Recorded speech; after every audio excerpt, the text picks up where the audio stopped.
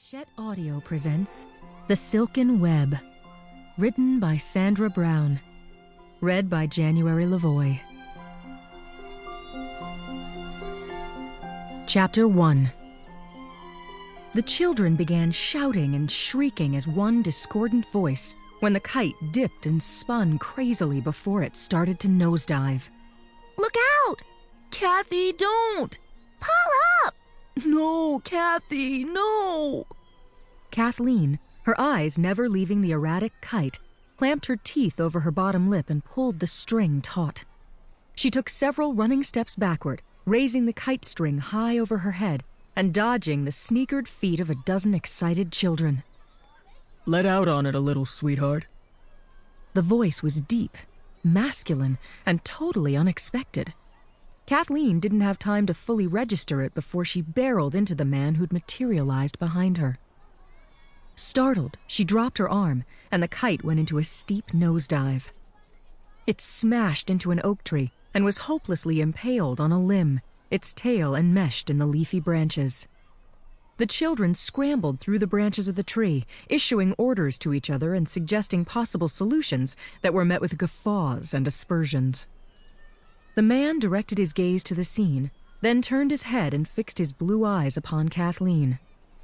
I apologize, he said humbly, placing his hand over his heart. The gleam in his eyes made Kathleen doubt his sincerity. I thought I was helping.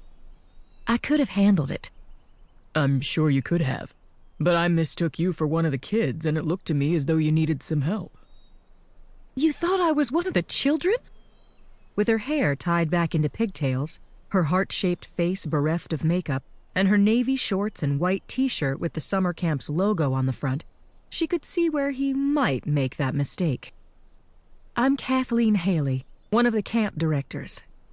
He gave her a once-over that said she wasn't dressed for the part. I double as a counselor, she added, extending her right hand. The blonde giant with the thick mustache shook hands with her. My name is Eric Goodjohnson, spelled Gudjonsen, but pronounced Goodjohnson. Am I supposed to recognize your name, Mr. Goodjohnson? I'm the videographer who'll be shooting the documentary for UBC. Didn't the Harrisons tell you that I'd be coming? If they had, it had slipped her mind. They didn't say it would be today. The Mountain View Summer Encampment for Orphans was to be featured on the nationally televised magazine show People. In an attempt to generate public awareness of the camp, and thereby contributions, Kathleen had approached a network producer with her story idea. After several letters and lengthy telephone calls to New York, she had sold the producer on it. She'd been told that a photographer would be assigned to videotape the activities of the children sometime during one of the summer sessions. She hadn't given any thought to the videographer, nor what he would be like. Weren't all photographers a bit myopic? Didn't most wear baggy trousers and have light meters like identification badges dangling from cords around their necks? Her ideas on the profession in general had certainly never conjured up a picture that in any way resembled Eric Goodjohnson. His appearance was as Nordic as his name. He had inherited a body from his fiercest ancestors. Viking blood must surely course through that tall, muscular body that radiated strength and vitality. Even standing still in a deceptively casual pose, he seemed capable of great power. Eric Goodjohnson's hair shone like a golden helmet in the sun. It was thick, luxurious, falling around his aristocratic head in casual disarray. His darker mustache added to the sensuality of his wide mouth. Strong white teeth glistened from beneath the brush of the thick mustache and contrasted handsomely with the tan, weather-roughened face.